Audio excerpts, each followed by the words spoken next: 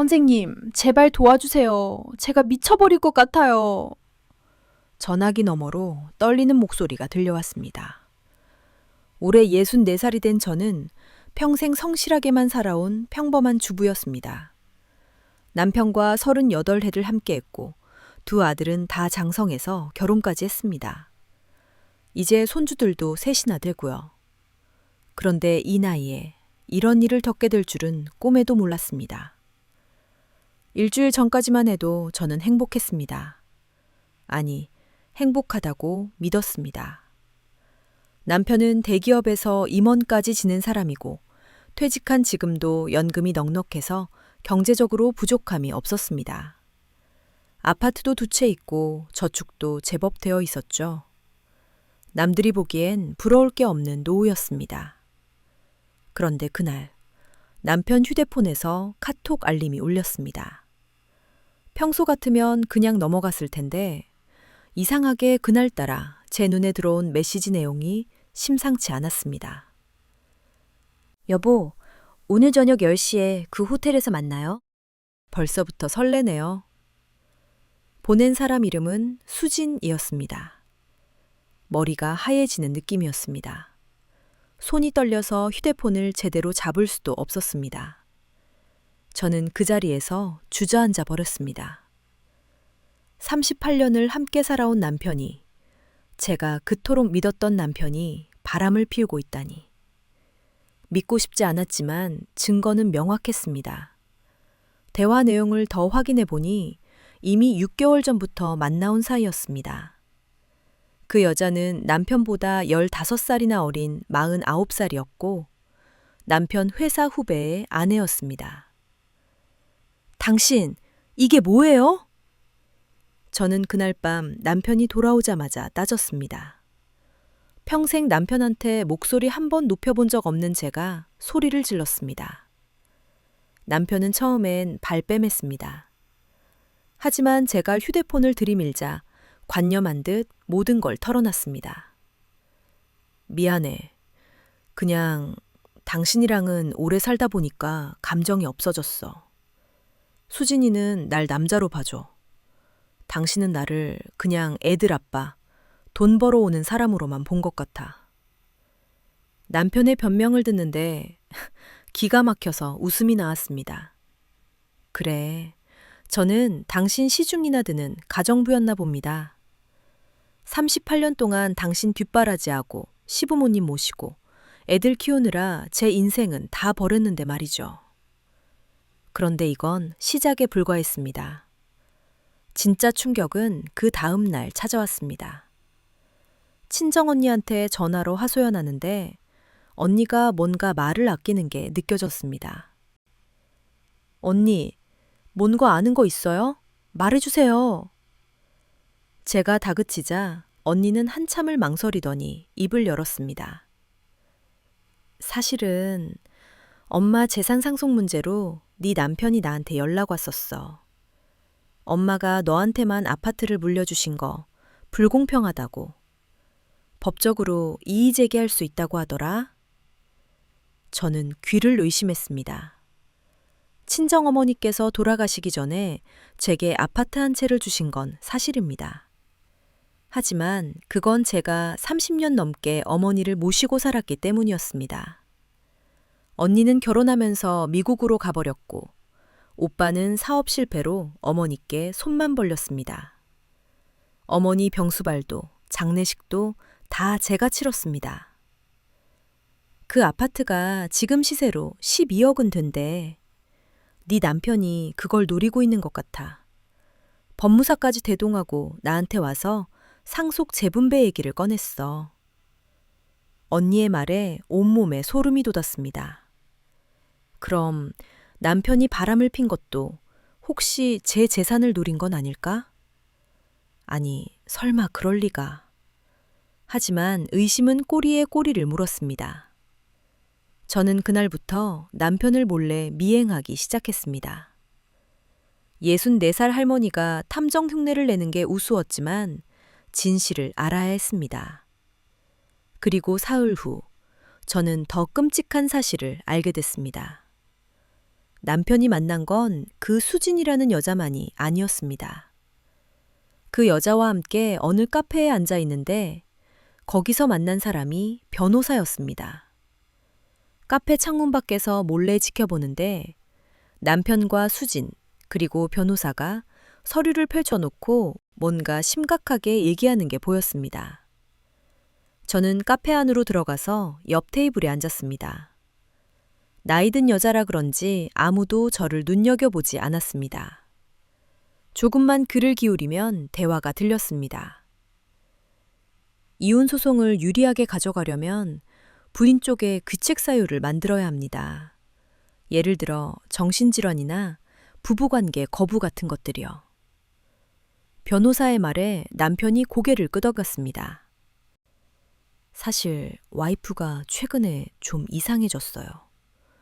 건망증도 심하고 감정 기복도 심하고. 이게 치매 초기 증상인 것 같은데 병원 기록을 만들면 되지 않을까요? 저는 그 자리에서 숨이 막혔습니다.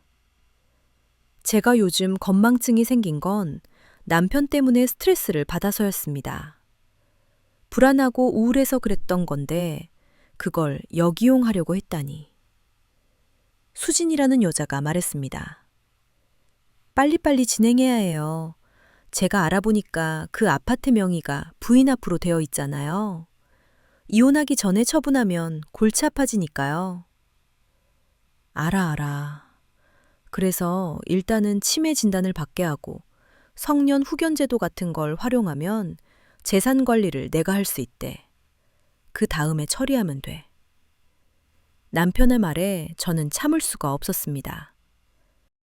벌떡 일어나서 그들 테이블로 다가갔습니다.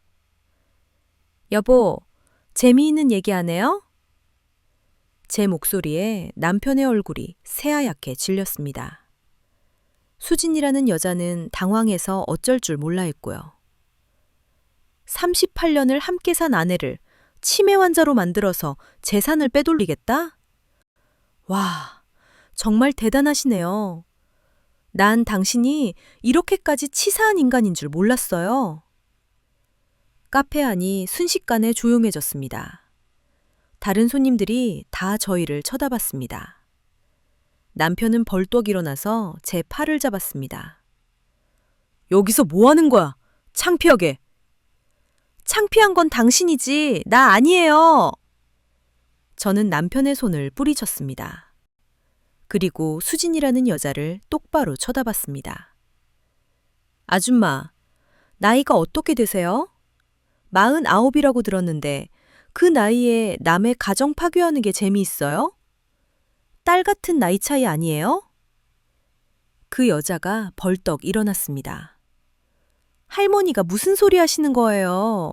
사랑의 나이가 어딨어요? 오빠는 저를 진짜 사랑해요.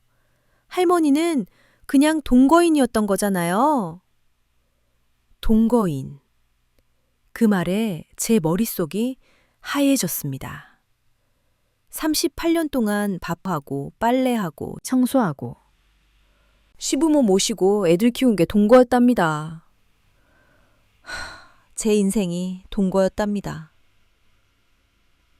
그 순간 뭔가가 툭 끊어지는 느낌이었습니다. 좋아요. 그럼 이혼해요. 근데 내 조건대로. 제 말에 남편이 당황했습니다. 무슨 소리야 지금. 재산 분할, 정확하게 반반. 아파트 2채, 예금, 퇴직금 전부. 거기에 위자료도 받을 거예요. 당신들이 호텔에서 찍은 사진들, 카톡 대화 내용, 오늘 이 대화 녹음한 것까지 전부 증거로 제출할 겁니다. 사실 저는 녹음을 하고 있지 않았습니다. 하지만 그들은 몰랐죠. 남편의 얼굴이 일그러졌습니다. 당신, 정말 이러려고? 이혼 싫으면 그 여자 당장 정리하세요. 그리고 재산은 손대지 마세요. 내가 눈 뜨고 있는데 함부로 못할 겁니다. 저는 그 자리를 박차고 나왔습니다. 집에 돌아와서 짐을 쌌습니다. 그리고 언니 집으로 갔습니다. 혼자 있으면 무너질 것 같았거든요. 언니는 저를 꼭 안아줬습니다. 잘했어. 이제라도 정신 차린 거 다행이야. 그런데 그날 밤 큰아들한테서 전화가 왔습니다. 엄마, 무슨 일이에요? 아빠가 엄마가 집 나갔다고 난리예요. 아들아, 엄마가 할 얘기가 있어. 저는 아들한테 모든 걸 털어놨습니다. 아버지의 외도, 재산을 노린 음모, 전부. 아들은 한참 동안 말이 없었습니다. 엄마, 그게 사실이에요? 아빠가 정말 그랬어요? 엄마가 직접 봤어. 녹음도 했고. 사실은 거짓말이었지만 아들을 설득하려면 확실해야 했습니다. 세상에, 아빠가 그럴 사람이 아닌데. 엄마, 혹시 오해하신 거 아니에요? 아들의 반응에 가슴이 무너졌습니다. 오해? 네가 아빠 편을 들 줄은 몰랐네? 엄마가 거짓말한다고 생각해? 아니, 그게 아니라 아빠가 30년 넘게 우리 가족 위해서 일만 하셨잖아요. 그런 분이 갑자기. 그래, 너희 아빠는 훌륭한 사람이야. 돈 잘 벌어오는 사람이지. 근데 엄마는? 엄마가 38년 동안 뭐 했는지는 생각 안 해봤어? 저는 울컥해서 전화를 끊어버렸습니다. 아들마저 저를 이해하지 못한다니. 둘째한테도 전화했지만 반응은 비슷했습니다. 엄마, 아빠랑 잘 얘기해보세요. 이혼은 너무 극단적이잖아요. 생각해보세요. 엄마 나이에 혼자 사시려고요? 애들도 결국은 남자 편이었습니다. 그날 밤 잠을 이룰 수가 없었습니다. 언니 집 작은 방에 누워서 천장만 바라봤습니다. 내 인생이 뭐였나. 26에 결혼해서 57까지, 아니 64살인 지금까지 남을 위해서만 살았습니다. 시댁 식구들 눈치 보고 남편 뒷바라지하고 애들 키우고. 제 꿈은? 제가 하고 싶었던 건 아무것도 없었습니다. 그런데 다음 날 아침 더 충격적인 소식을 들었습니다. 남편이 심근경색으로 쓰러졌다는 겁니다. 둘째 아들이 울면서 전화했습니다. 엄마, 아빠가 큰일 났어요. 지금 중환자실이에요. 수술 중이래요. 저는 머리가 멍했습니다. 아무리 미워도 38년을 함께 산 사람인데 죽을 수도 있다니. 병원으로 달려갔습니다. 중환자실 앞에는 아들들과 며느리들이 있었고 그 수진이라는 여자도 있었습니다. 제가 나타나자 큰아들이 버럭 소리쳤습니다. 엄마 때문에 아빠가 이렇게 된 거 아니에요? 어제 그렇게 스트레스 주고. 저는 할 말을 잃었습니다. 아니야, 아들아. 아빠는 원래. 됐어요. 엄마는 가세요. 아빠 보시지 마세요. 큰아들의 말에 제 눈에서 눈물이 쏟아졌습니다. 그런데 그때 수진이라는 여자가 제 앞으로 다가왔습니다. 할머니, 이제 그만 물러나세요. 오빠는 제가 지킬게요. 오빠가 할머니한테 시달리는 거 이제 그만 봐야죠. 저는 그 여자의 멱살을 잡고 싶었습니다. 하지만 병원이라 참았습니다. 그냥 돌아서서 나왔습니다. 복도를 걸어 나오는데 다리에 힘이 풀렸습니다. 벽에 기대서 주저앉았습니다.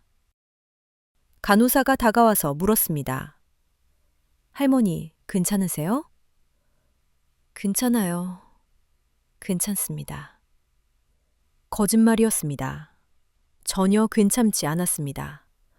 제 인생 전부가 무너지는 것 같았습니다.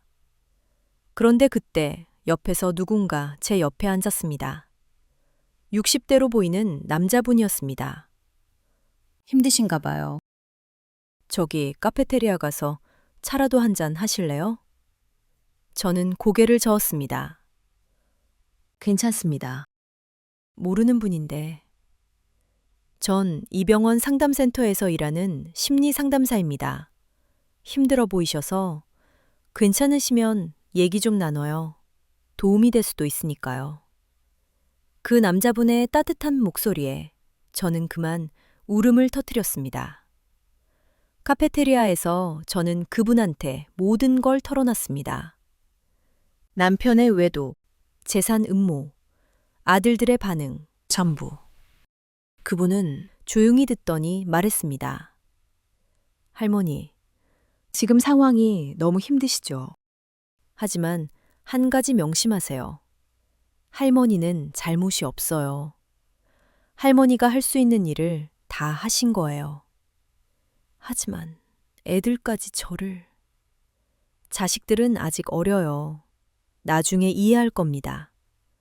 지금은 할머니가 할머니 자신을 지켜야 해요.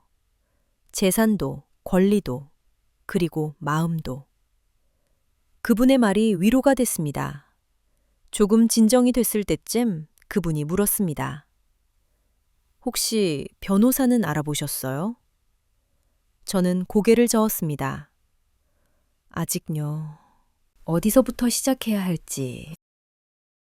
제가 아는 변호사를 소개해 드릴게요. 이혼 전문이고 특히 이런 케이스에 경험이 많은 분이에요. 그분이 명함을 꺼냈습니다. 거기엔 가정법률 상담소라고 적혀 있었습니다. 다음 날 저는 그 변호사를 찾아갔습니다. 젊은 여자 변호사였는데 제 얘기를 듣더니 단호하게 말했습니다. 할머니, 증거를 확보하셔야 해요. 카톡 대화, 통화 내역, 호텔 이용 내역, 전부. 그리고 남편분이 치매 운운한 건 녹음이 있으면 정말 좋은데. 사실은 녹음은 안 했어요. 그냥 협박용으로. 변호사가 고개를 끄덕였습니다. 괜찮아요. 다른 증거들로도 충분합니다. 일단 남편분 휴대폰에서 카톡 대화 캡처하신 거 있죠? 저는 고개를 끄덕였습니다. 카톡 대화는 미리 사진으로 찍어뒀거든요. 좋아요. 그럼 통신사의 통화 내역도 신청하시고 남편분 신용카드 사용 내역도 확보하세요. 호텔 결제 기록 나오면 완벽합니다.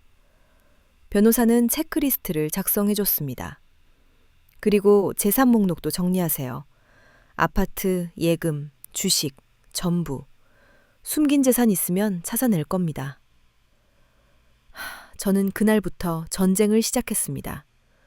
통장 정리하고 서류 챙기고 증거 수집하고 64살 할머니가 이런 걸 하게 될 줄이야. 그리고 일주일 후 남편이 퇴원했다는 소식을 들었습니다. 다행히 큰 후유증 없이 회복됐다고 했습니다. 그런데 퇴원한 다음 날 남편한테서 전화가 왔습니다. 여보, 우리 얘기 좀 하자. 내가 잘못했어. 집으로 돌아와. 저는 냉정하게 대답했습니다. 얘기는 변호사 통해서 하세요. 명함 보내드릴게요. 여보, 정말 이러려고? 우리 38년을 함께 살았잖아. 그 38년을 당신이 배신했잖아요. 그리고 내 재산까지 탐냈고. 그건 내가 정신이 없어서 그랬어. 수진이는 이미 정리했어. 다시는 안 만나. 그러니까 제발. 저는 전화를 끊어버렸습니다. 믿을 수가 없었습니다. 그런데 며칠 후 큰아들이 찾아왔습니다. 엄마, 아빠 용서해 주세요. 아빠가 너무 힘들어하세요. 병원에서 나오고 나서 밥도 제대로 못 드시고. 아들아, 넌 내가 어떻게 힘들었는지는 생각 안 해봤니? 엄마도 이해하세요. 아빠가 외롭고 힘들어서 실수한 거잖아요. 실수. 6개월간 여자를 만난 게, 제 재산을 탐낸 게 실수랍니다. 저는 아들한테 말했습니다. 아들아, 엄마도 너 낳느라 힘들었고 키우느라 고생했어. 그런데 그게 실수로 바람피워도 되는 이유야? 엄마, 그게 아니잖아요. 그럼 뭐가 달라? 아빠는 실수로 용서받을 수 있는데 엄마는 왜 안 돼? 아들은 할 말이 없는지 그냥 나갔습니다. 둘째도 비슷한 얘기를 하러 왔다가 똑같이 돌아갔습니다. 애들은 결국 제 편이 아니었습니다. 그게 제일 슬펐습니다. 그리고 한 달 후 드디어 이혼 조정날이 잡혔습니다. 법원에 갔는데 남편은 수척해 보였습니다. 옆에는 변호사가 앉아 있었고요. 조정위원이 말했습니다. 양측 다 합의 의사가 있으시다고 들었는데 재산 분할 문제로 이견이 있으신가요? 남편 쪽 변호사가 말했습니다. 신청인 측에서 요구하시는 재산 분할 비율이 과도합니다. 특히 처가에서 물려받은 아파트는 부인의 고유 재산으로 분할 대상이 아니라고 봅니다. 제 변호사가 반박했습니다. 해당 아파트는 혼인 기간 중 취득한 것으로 분할 대상이 맞습니다. 또한 상대방의 외도 사실이 명백하므로 위자료 청구도 정당합니다. 조정은 난항을 겪었습니다. 남편은 아파트를 건드리지 말라고 했고 저는 절반을 요구했습니다. 그리고 위자료 3억도 요구했습니다. 3억이요? 그게 말이 돼요? 남편이 버럭 소리쳤습니다. 38년 배신한 값치고는 싸다고 생각하는데요? 저도 지지 않았습니다. 결국 그날 조정은 결렬됐습니다. 본격적인 재판으로 가게 됐습니다. 변호사가 말했습니다. 할머니, 각오하셔야 해요. 재판 가면 더 힘들어집니다. 상대방도 할머니 약점을 찾을 거예요. 괜찮아요.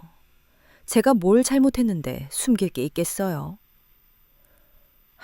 하지만 저는 몰랐습니다. 정말로 악몽이 시작될 줄은.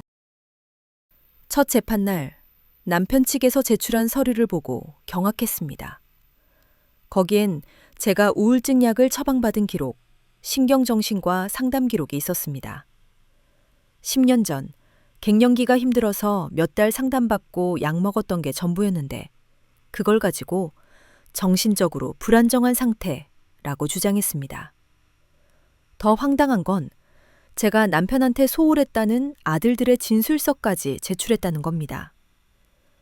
어머니는 평소 아버지에게 무관심했고 부부관계도 거부했다는 내용이었습니다.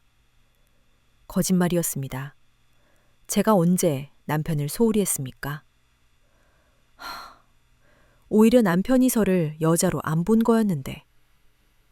재판정에서 판사 앞에서 아들들이 증인으로 나왔습니다.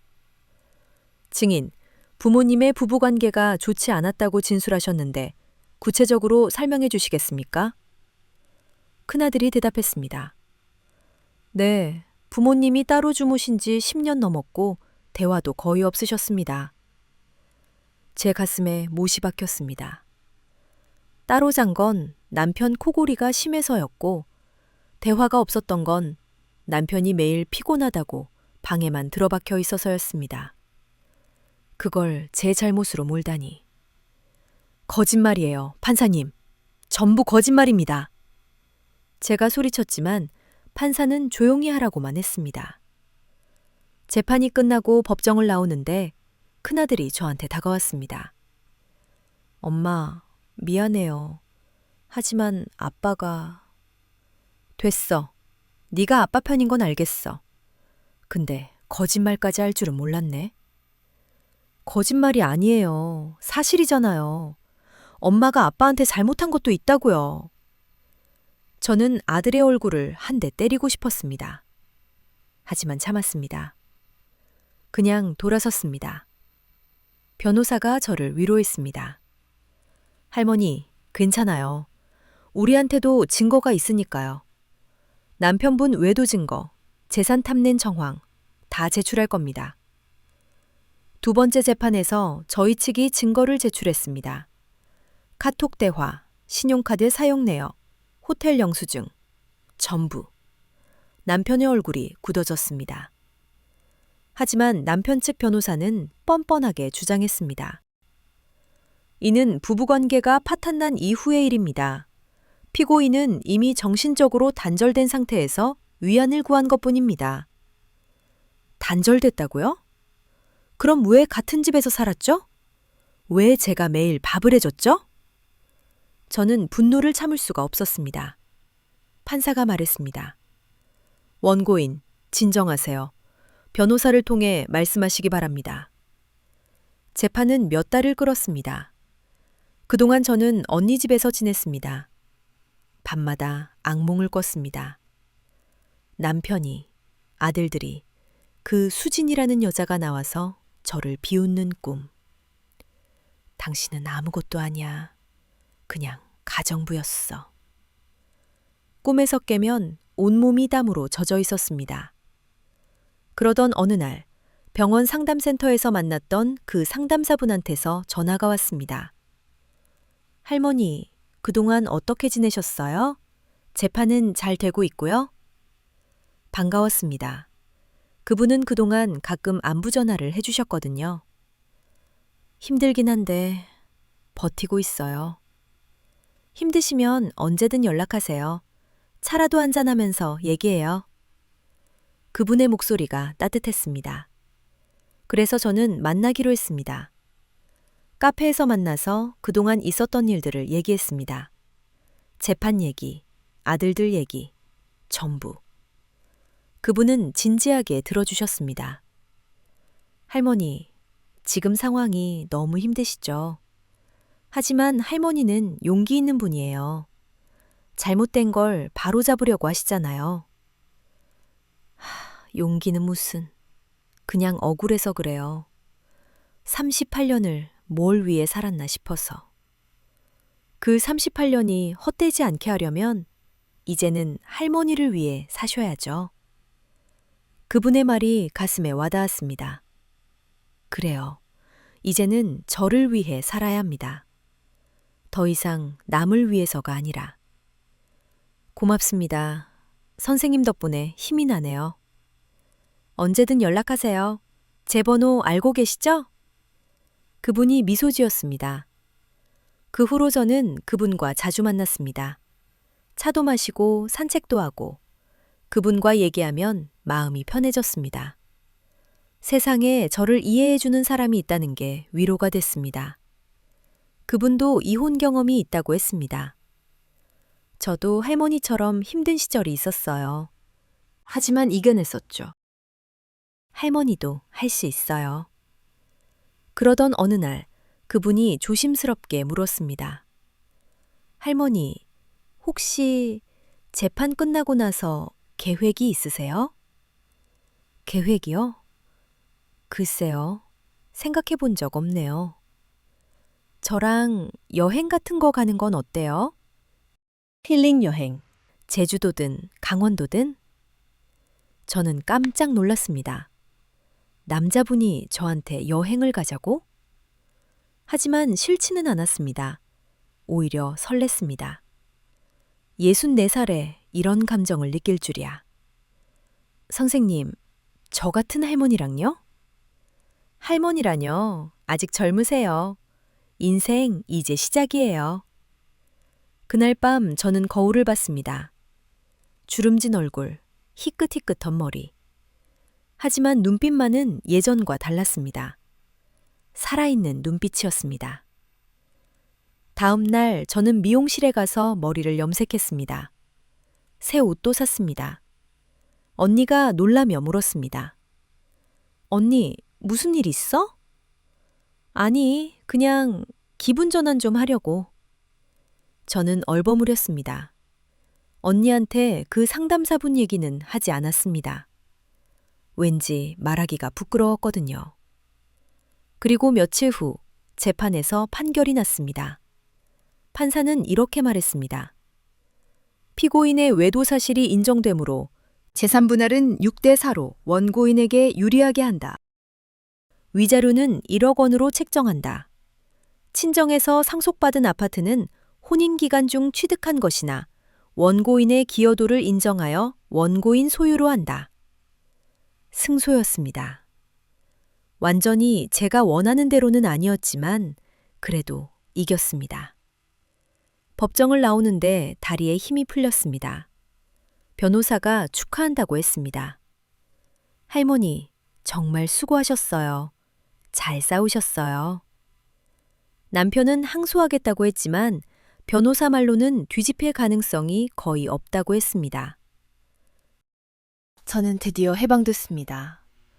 38년의 결혼 생활에서, 거짓과 배신에서. 그날 저녁 상담사분한테 전화했습니다. 선생님, 이겼어요. 재판에서 이겼어요. 축하드려요, 할머니. 정말 잘하셨어요. 오늘 저녁 한번 보시죠. 축하 겸해서 저녁 식사 하시죠.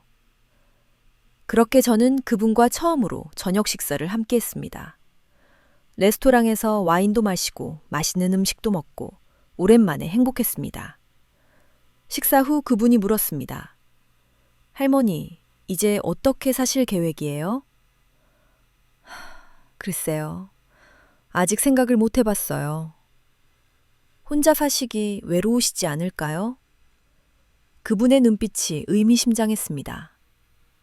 외롭긴 하죠. 하지만 괜찮아요. 이제 혼자서도 살 수 있어요. 그래도 좋은 동반자가 있으면 인생이 더 풍요로워지지 않을까요? 그분이 제 손을 잡았습니다. 저는 깜짝 놀라서 손을 빼려고 했지만 그분이 놓아주지 않았습니다. 할머니, 저는 할머니를 좋아합니다. 처음 병원에서 봤을 때부터요. 제 심장이 쿵쾅거렸습니다. 64살에 이런 고백을 받다니. 선생님, 저는 이제 할머니고 선생님보다 나이도 많고 나이가 뭐가 중요해요. 저는 할머니가 좋아요. 강하고 용기 있고 아름다워요. 그날 밤 저는 그분과 함께 보냈습니다. 호텔에서요. 38년 만에 처음으로 남편이 아닌 남자와 죄책감도 들었지만 동시에 해방감도 느꼈습니다. 이게 사랑인가? 아니면 그냥 외로움을 달래는 것일까? 잘 모르겠습니다. 다음 날 아침 저는 그분의 얼굴을 봤습니다. 자는 모습이 평화로웠습니다. 그런데 그때 그분의 휴대폰이 울렸습니다. 화면에 뜬 이름은 아내였습니다. 저는 온몸이 얼어붙었습니다. 아내? 그분이 결혼한 사람이었어요? 그분이 깨어나서 전화를 받았습니다. 나 지금 병원 당직이야. 아직 못 들어가. 저녁에 갈게. 전화를 끊고 나서 제 얼굴을 보더니 당황했습니다. 할머니, 이건 선생님 결혼하셨어요? 그게 사정이 있어요. 무슨 사정이요? 저한테 결혼한 사실도 숨기고. 할머니, 제 결혼 생활은 이미 끝난 거나 마찬가지예요. 아내랑은 그냥 같이 사는 것뿐이에요. 어디서 많이 들어본 말이었습니다. 제 남편이 그 수진이라는 여자한테 했을 법한 말. 저는 옷을 입고 호텔을 나왔습니다. 그분이 뒤따라왔지만 저는 돌아보지 않았습니다. 택시를 잡아 타고 언니 집으로 갔습니다. 언니한테 모든 걸 털어놨습니다. 그 상담사분 얘기, 어젯밤 일, 전부. 언니는 한숨을 쉬었습니다.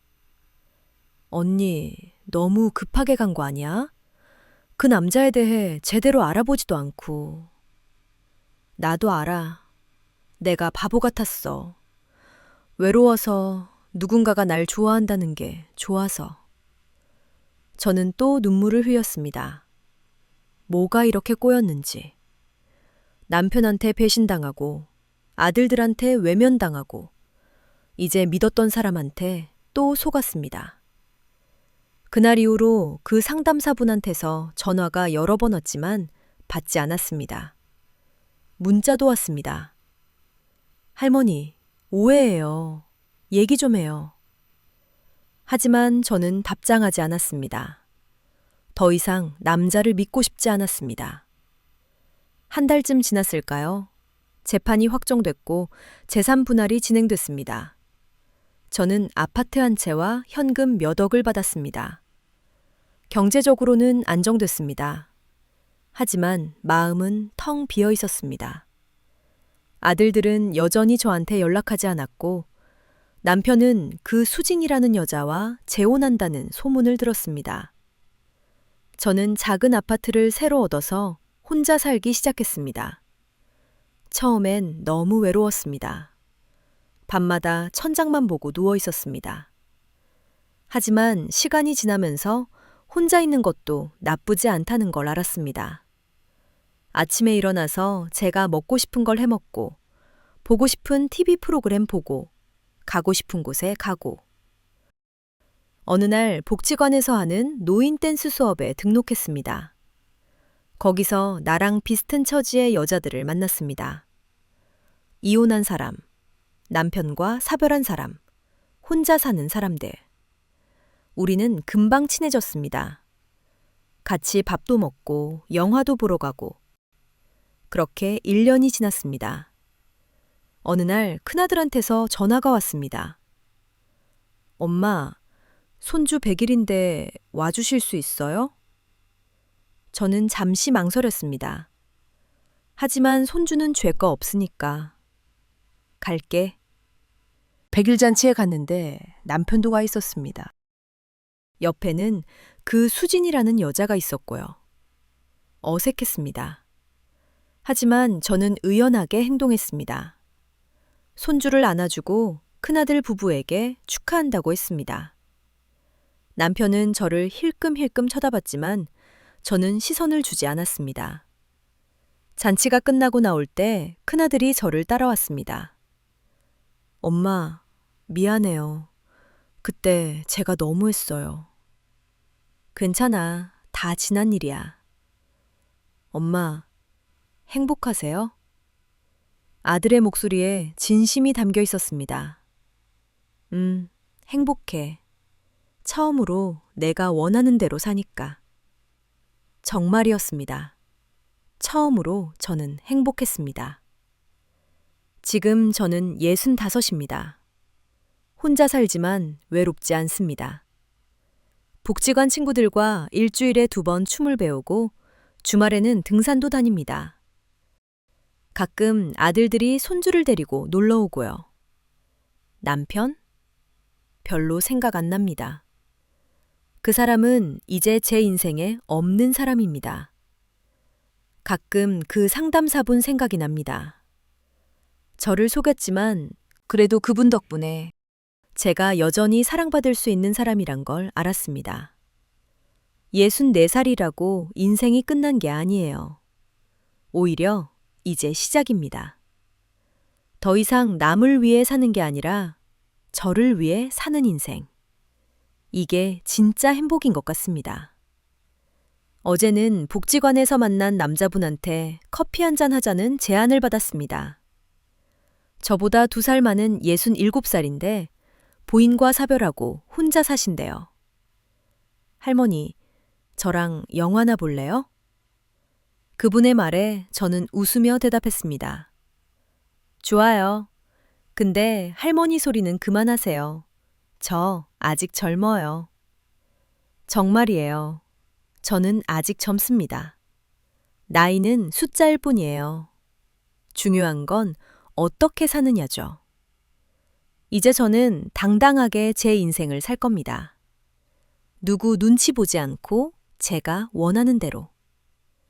그게 제가 38년 동안 잃어버렸던 저 자신을 되찾는 방법이니까요.